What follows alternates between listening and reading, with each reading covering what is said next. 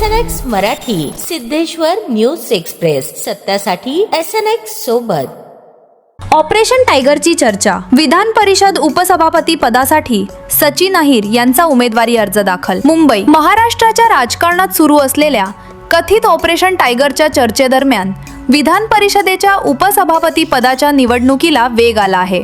शिवसेनेकडून आमदार सचिन अहिर यांनी मंगळवारी उपसभापती पदासाठी उमेदवारी अर्ज दाखल केला। यावेळी एकनाथ संभाजी शिंदे यांनी टायगरचे ऑपरेशन केल्याची चर्चा रंगली। यावेळी मुख्यमंत्री देवेंद्र फडणवीस, उपमुख्यमंत्री सुनेत्रा, अजित पवार, मंत्री चंद्रकांत पाटील, मंत्री संजय शिरसाट तसेच आमदार कृपाल तुमाने, मनीषा कायंदे, दुष्यंत चतुर्वेदी आणि चंद्रकांत रघुवंशी उपस्थित होते।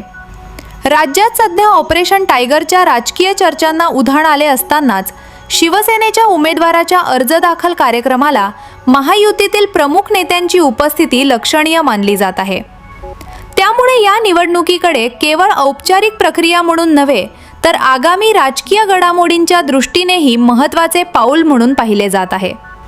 उपसभापती पदाच्या निवडणुकीत महायुतीची एकजूट दाखवण्याचा प्रयत्न या कार्यक्रमातून दिसून आला असून पुढील राजकीय समीकरणांबाबत विविध स्तरांवर चर्चा सुरू आहे।